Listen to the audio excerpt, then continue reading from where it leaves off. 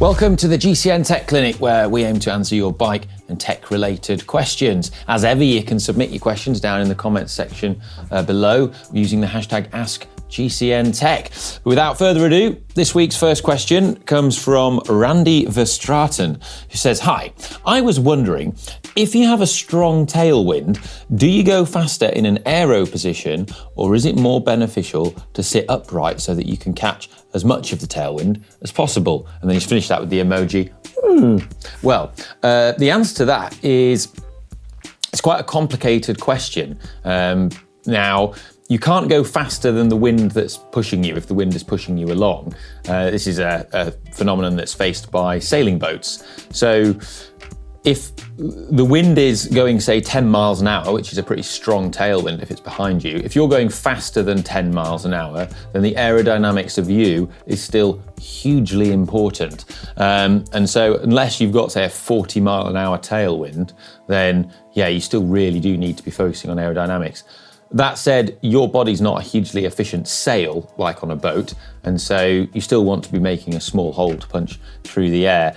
Where I would say it becomes a bit more interesting is, say, in a hill climb, where there is a huge aero penalty for, say, climbing out the saddle versus being seated and more aero. And so when you've got a tailwind, it's helping blow you up the hill, but it's also making you considerably less, you don't have a much lower penalty for being out the saddle. So, and you're traveling at lower speeds when you're climbing, more akin to the wind. So yeah, hopefully that answers your question, but it's not a straightforward question to answer because it depends on the speed you're riding and the speed of the tailwind. The next question is from Jesvin Johnson, or maybe Johnson, who says, "Beginner cyclist here, what technique can I use to unclip from clipless pedals on a steep climb gracefully? Since you can lose momentum as soon as you stop pedaling on a steep hill and leaving with very little time to unclip. It might not be an issue for experienced riders, but I'd appreciate a tip for a beginner." Well, yeah, I mean, usually you just unclip the same as you would do on level ground with one foot so that you can put one foot on the ground, but then, you want to come to a stop when you unclip anyway. So you want to put your brakes on so that you're not rolling backwards down the hill. But you should be fine unclipping with one foot and then coming off the saddle forwards onto the top tube so that both of your feet can reach the ground easily. But yeah, hopefully that can help. And maybe practice track standing. We do have videos on that, and then you don't need to unclip. You can just come to a stop and track stand. Vincent Vahi next says, "Could you please explain the scale from 1 to 10 that's used during the GCN workout videos? What would it correspond to as percentage of FTP or power, for example? It would really help, thanks." Well, when you have a scale of 1 to 10, what that's actually doing is the perceived exertion. So if you ever do like scientific experiments, sports scientists, they will often ask you, what does this effort feel like out of 10?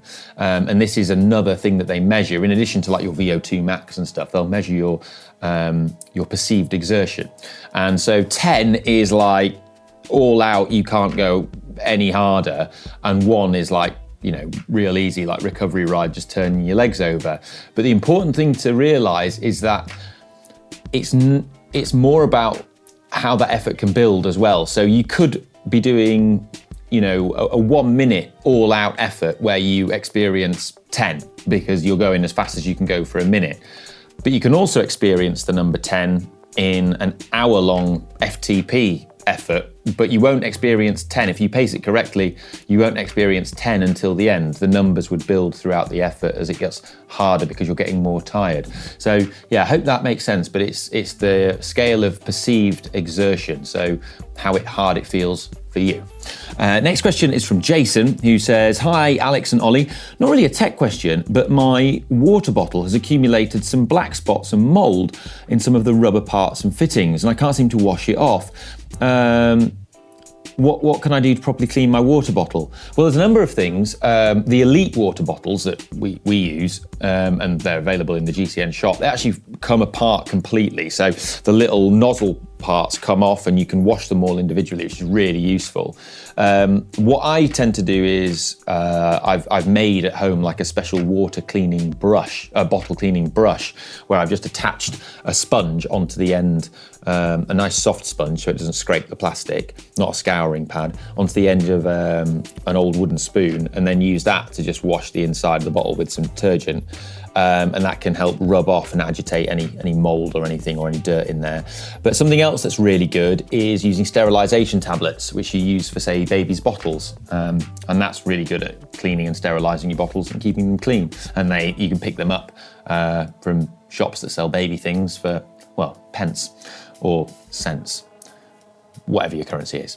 Next question from Marco Rossi, who says, "Hi guys, as you showed, rolling resistance is a major impact factor. Have you ever tested the performance of butyl latex or TPU inner tubes with some lubricant or lube inside the tyre? Is there a benefit to lubing your tube?" I remember a few friends using talcum powder with latex tubes. Well, a lot of latex tubes do come with talcum powder. It helps them slide underneath the bead of the tyre so that they don't get caught underneath the bead of the tyre and explode when you pump them up the first time, which is, well, not great. But no, I've never experimented with that. I am not sure if it would work. Maybe we should try it out in a video at some point. But I would be aware of putting lubricants and solvents near fancy inner tubes, as it could potentially chemically eat away at them and degrade them and cause them to burst. But yeah, maybe it's one to look into. But I wouldn't recommend it. Josip Briderovic, I think I've got that wrong, has, "Hi guys, rolling resistance on tyres, is it less important on a climb?" Another rolling resistance question.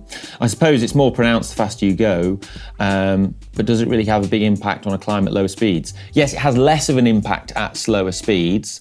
Well, dependent on the terrain, because some surfaces it's really, if you've got a really rough surface, then rolling resistance can still really slow you down even at low speeds. But yes, rolling resistance is still important even when climbing. So use nice tyres, use latex tubes or tubeless. Sidron says, "Just bought my first direct drive turbo trainer, which I'm loving, but since the bike can't pivot under it like it can on the road, when your weight moves from side to side, it feels like a lot of twisting force is being put on the chainstays, especially when he's sprinting, and he's concerned he might damage or fatigue the frame. It's aluminium. It wasn't designed to withstand this kind of twisting force. Have you ever come across turbo-induced frame damage?" And have manufacturers ever said anything about this? So Canyon did actually used to say quite a few years ago not to use their bikes on indoor trainers. They've since changed that, and you can use Canyons on turbos. They're safe to use. But we spoke to a material scientist several months ago and did a sort of deep dive into the fatigue of carbon fibre, and we spoke about other materials as well. And the materials are incredibly resilient. They are, through those slight bendings that you get, which happens on the road, not just when it's on the turbo. It may just be more apparent when it's on the turbo. The slight flexing and movement of the frame, those stress cycles, there is stress that does accumulate in any frame, whether it's alloy or carbon, over time. But it takes an incredibly huge amount of these cycles to actually, weaken the frame and cause it to fail. But it's just a natural part of using the bike. Most bikes are safe to be used in turbos. I've never heard of an instance where a bike has been damaged on a turbo. So I would say go right ahead. The one thing that I think causes most damage is actually salt from sweat, particularly where it accumulates under bar tape and in headsets and things when you're dripping all over it. So I'd be aware of that and trying to prevent that, because that's probably going to cause more damage. Next question is from Pavel Hornishek, maybe? Hi GCN staff. In general, do top spec tyres wear out quicker than mid-spec tyres? I don't mean special light time trial tyres. Thanks for the answer. I think some winter tyres can last a really, really long time with special really hard rubber compounds on them, but they do have a lot less grip and they're a lot slower. The top spec tyres don't, in my experience, tend to wear out quicker. Like say the lightweight ones do, because they have much less rubber, much less tread. They do wear out quick if it's a time trial tyre. But the problem is it's how long is a piece of string. And unfortunately, you can buy a brand new set of really hard wearing tyres, and then sod's law, the first time you go out and ride them, a big piece of glass or a nail goes straight through it. and ruins it. And that, that can happen. But no, in my experience, mid-spec tyres and top-spec tyres, they last a similar amount of time. Stephen Doyle has the last question for this week, which is, hey guys, I have a giant Propel from 2021 and I want to upgrade to higher spec tubeless tyres and wider ones for comfort, say 28 millimeters. Now, the user guide says that the max possible tyre width is 26 millimeters. Is that simply on the basis of internal rim width of the wheel or to prevent rubbing against the frame? I'm wondering if the 26 mm is conservative. Right, so with bike frames, often with the tyre clearance, because of UCI rules, the stipulated tyre clearance means that you've actually got a bit more to play with. And that's because in the UCI rules, there has to be a gap. I forget the exact distance, but it's around about 5 millimeters from the tyre to the frame.